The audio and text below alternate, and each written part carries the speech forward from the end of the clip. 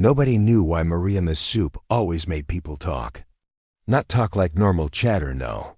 Talk like they had swallowed the sun, and it was burning secrets out of them. A man would come to her stall silent, face closed like a locked calabash. But after 2 spoonfuls, he would start telling how he stole his brother's goat 5 years ago. A woman would come to eat after church, smiling politely, but by the time her plate was clean, she'd confess that she was the reason her neighbor's marriage ended.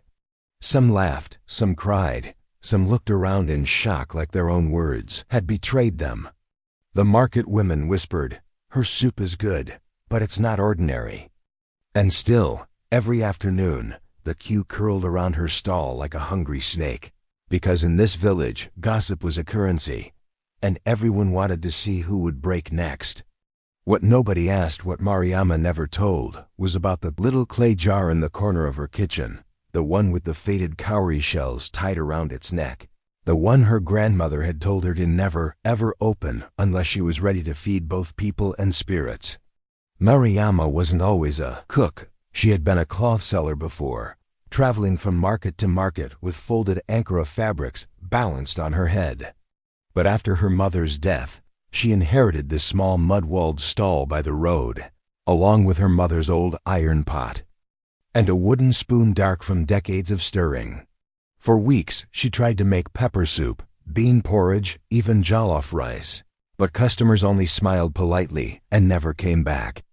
Then one evening, when the rains had started and the market smelled of wet earth and roasting maize, she found herself alone in the stall, staring at the clay jar. She remembered her grandmother's words, "In that jar lies truth, and truth is not for every ear." But hunger was stronger than fear. She untied the shells. The lid lifted easily, and the smell that came out was not of spice or smoke, but of something sharp and old, like words that had been buried too long. Without thinking, she took a pinch and dropped it into the simmering pot. The next day, the first person to taste it was old Bako, the village's most respected elder. He sat at her bench, hunched over, inhaled the steam, and nodded approvingly. But after his second spoon, his voice grew louder. "That land by the river," he said suddenly, "it's not mine. I lied to the chief. It belongs to Sori's father." The market froze. Even the goats stopped chewing. Old Bako looked around, confused, as if hearing his own voice for the first time. Then he paid for the soup, muttered something about the sun being too hot, and left. Mariama's hands trembled as she washed his bowl. By noon, more people had eaten, and more secrets spilled. The carpenter's hidden debt, the midwife's lost child, the pastor's stolen Bible. By evening, Mariama had more customers than she'd ever seen. And when she closed the stall, the clay jar in her kitchen seemed heavier, as if it had eaten too. That night, Mariama lay on her raffia mat, listening to the rain. She should have been happy. Her pockets were full of coins, and her stall was the talk of the market. But she kept hearing the confessions, echoing like drums in her head. The carpenter's shame, the midwife's tears, the pastor's nervous laughter. She told herself it was just cooking, just spice, just business. But as she closed her eyes, she swore she heard a whisper from the corner where the clay jar sat. Not in any language she knew, but it made her chest feel tight and her palms sweat. When she opened her eyes, the jar's cowrie shells were moving, clicking softly like teeth. By the second week, Mariama's stall had become a stage. People didn't just come to eat, they came to listen. They leaned in, pretending to sip Fanta or pick at roasted groundnuts, waiting for that moment when the soup loosened a tongue. Even those who swore never to eat from her pot found themselves drifting toward the bench, curious about what the spice might reveal. Mariama noticed something strange. The more people confessed, the richer the soup's flavor became, the thicker the broth, the deeper the aroma. It was as though the secrets themselves were seasoning the pot. She started measuring carefully, always adding exactly 3 pinches from the clay jar, no more, no less. But on market day, when a traveling trader with a scarred face stopped by, She felt the urge to add a fourth pinch. She didn't know why. The man ate silently at first, but then his voice cracked. "I killed a man," he whispered, eyes darting. "Buried him by the old mango tree." He looked up, realizing the whole stall had gone quiet. Without another word, he dropped his spoon and fled. Mariama's hands shook so badly she almost dropped the pot lid. That night, she locked the stall early and walked home with the pot. Balanced on her head, the clay jar nestled inside like an egg in a nest. The road was silent except for the hum of crickets and the occasional bark of a far-off dog. As she reached her compound, she thought she heard footsteps behind her, but when she turned, the path was empty. Inside her kitchen, she set the pot down and placed the jar on the shelf. Its cowrie shells were wet, though she hadn't washed them. That night, she dreamed of a vast black river with voices bubbling up from the surface, calling her name in tones both pleading and mocking. She woke with her sheets damp, though not from rain. The next day, the confessions grew darker. A young bride admitted she had cursed her husband's mother. A fisherman revealed he sometimes threw back smaller fish, not because they were too young, but because they spoke to him in a language only he understood. Even Mariama's childhood friend Owa, who stopped by to taste for support, found herself blurting out that she had hidden money from her husband for years. The look in Iwa's eyes after the words escaped chilled Mariama. It was the look of someone who had just handed a piece of themselves to something that would never give it back. Still, Mariama smiled, ladled more soup, and collected coins. That evening, Mariama sat outside her stall, watching the last rays of sun bleed into the horizon. She should have been proud. The coins in her calabash clinked with promise. Air felt heavy, pressing on her skin like a wet cloth. She glanced toward the clay jar. It was sitting where she'd left it, but the shells were no longer still. They were swaying, as if caught in a breeze that didn't touch anything else. And then she heard it again, a low murmur, almost like laughter, coming from inside the jar. For the first time, she wondered if her grandmother's warning had been less about protecting others and more about protecting her. It happened on a Friday morning, when the air was still cool and the market was waking slowly. Mariama was cutting scent leaves when she saw the crowd parting like a tide. At the center was Chief Okon himself, broad-shouldered, walking with the slow authority of a man used to being watched. His agbada was the color of ripe palm fruit, and his gold wristwatch caught the light like a wink from the sun. Behind him trailed two guards, silent and stern. Mariama's heart skipped. The chief didn't eat from street stalls. He dined at his compound, with cooks and servants and imported spices. Yet here he was, pulling out the bench at her stall. "I have heard of this soup," he said, his voice calm but carrying. "Today, I will taste it." The market went quiet enough to hear the flies buzzing. Mariama's hands moved without thinking. Meat, broth, 3 pinches from the clay jar. But as she leaned over the pot, she felt the shells trembling. The chief ate slowly, spoon after spoon, until the bowl was nearly empty. Mariama's stomach knotted. What would he say? Would he praise her and reward her? Or would he hear the whispers the soup always brought? Then it happened. His eyes darkened, his lips parted. 3 years ago, he began, voice low, there was a boy who went missing after accusing me of stealing from the community fund. Gasps rippled through the stall. One of the guards stiffened. The chief's hands trembled, his spoon clinking against the bowl. That boy. His words faltered, as if something deep inside was pulling them out by force. Mariama's mind screamed at her to stop him, but her body stayed frozen. He swallowed hard, pushed the bowl away, and stood abruptly. "Your soup," he said, "is strong." Without another word, he left, his guards trailing. The market buzzed like a kicked hornet's nest. People whispered in tight circles. Some claimed they heard the chief admit to murder. Others swore it was just a trick of the ears. Mariama tried to keep her face neutral, but inside she was shaking. That evening, as she scrubbed at her pot, she noticed a shadow outside her stall. Tall, still watching. She stepped out, but the road was empty. Only dust. Back inside, the clay jar felt heavier when she lifted it, and the shells were clicking faster, like impatient fingers tapping a table. That night, she didn't dream of the river. She dreamed of the chief's face looming over her, eyes black as palm oil at midnight. His mouth moved, but no sound came, only the sharp clink of cowries knocking together. She woke before dawn, drenched in sweat, the jar sitting at her bedside, though she was sure she'd left it in the kitchen. Outside, the roosters were crowing, but the air felt wrong, thick, like a storm was holding its breath. She told herself she would take the jar back to where it came from.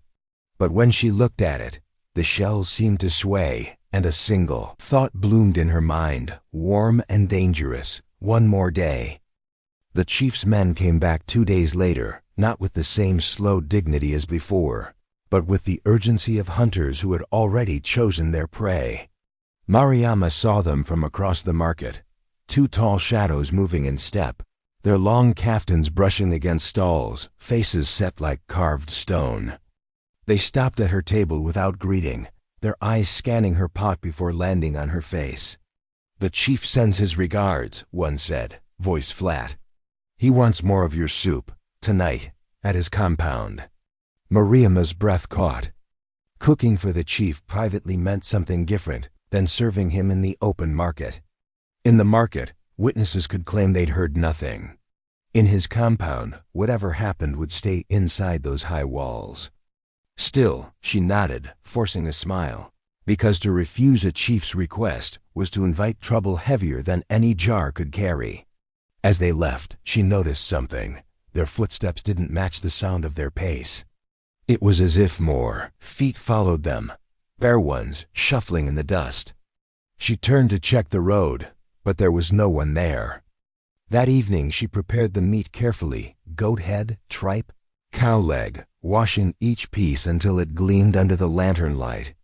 The broth simmered slowly, filling the air with the rich scent of ginger and uziza. She reached for the confront clay jar, its cowrie shells clicking like teeth at the smell of the boiling soup. When she lifted the lid, a rush of warm air kissed her face, carrying a scent she couldn't name, not spice, not smoke, but something metallic, like a coin kept too long in a sweaty palm. She added her usual 3 pinches, hesitated, then added a 4th, remembering how the chief's tongue loosened last time. The broth hissed as if it had been waiting for this. She ladled the soup into a covered calabash and wrapped it with cloth, but as she tied the knot, she felt the jar shift slightly in her hand, as though it were trying to follow her. The chief's compound was larger than she remembered, its mud walls freshly painted, its gates guarded by men whose eyes scanned her like she was a crate of contraband. Inside, the courtyard glowed with oil lamps, the air heavy with the smell of palm wine. The chief sat on a carved stool, his agbada spread, wide like wings, his smile polite but unreadable. "Ah, the soup woman," he said, motioning for her to come closer.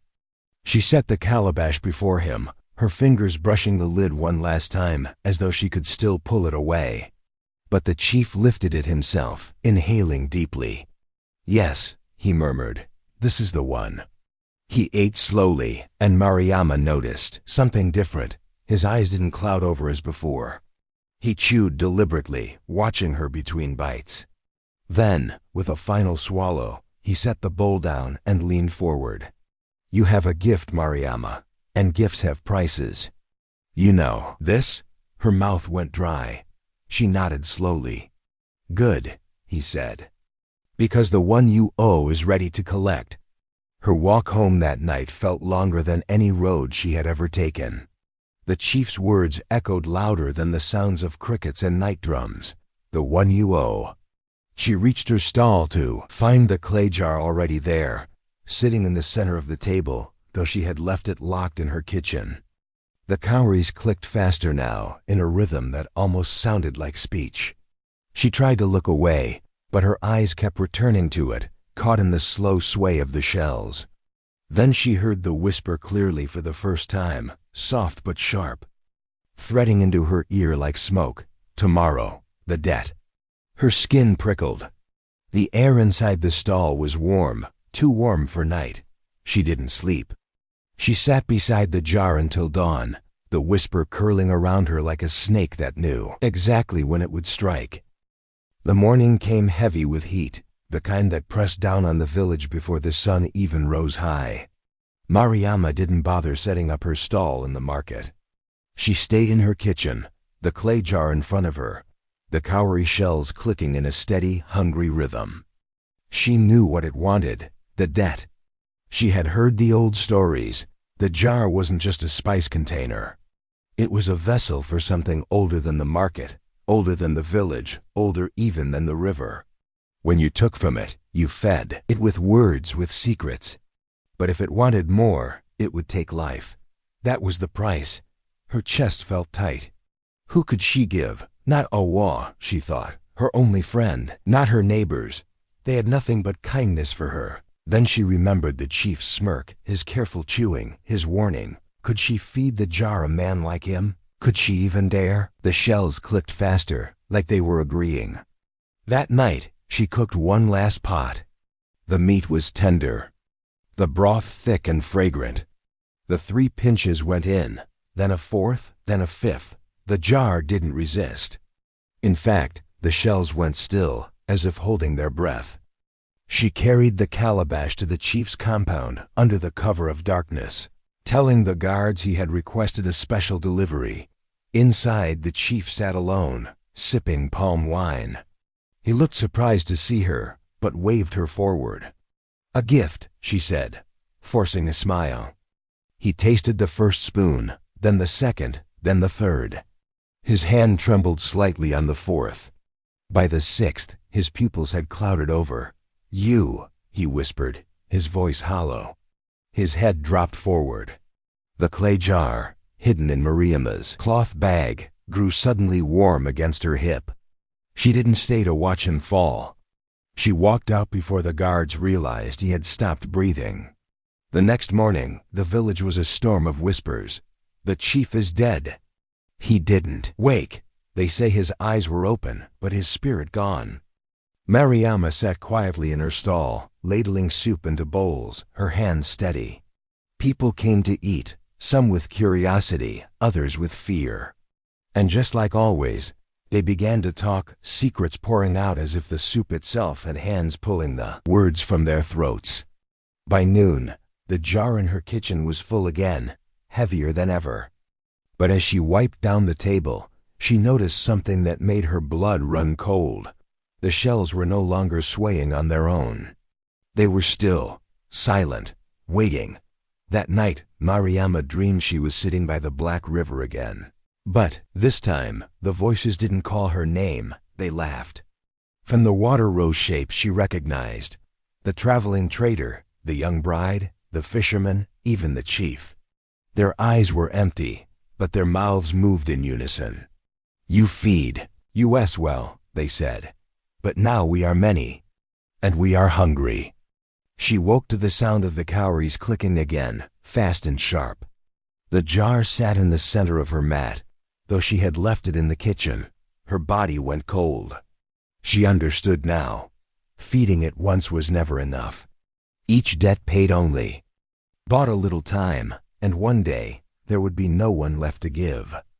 The morning after, the market smelled faintly of soup, though her stall was closed.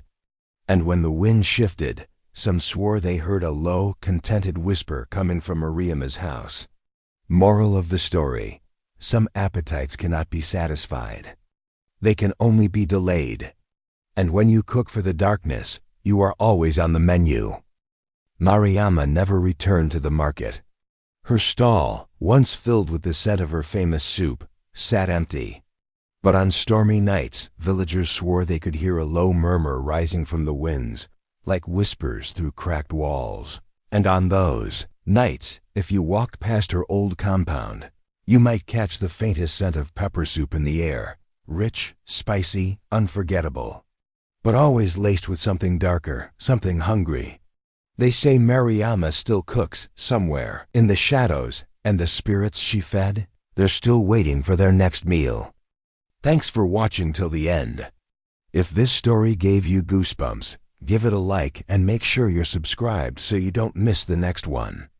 Drop a comment below and let me know what city or country you're tuning in from. I read everyone. Till then, take care, folks.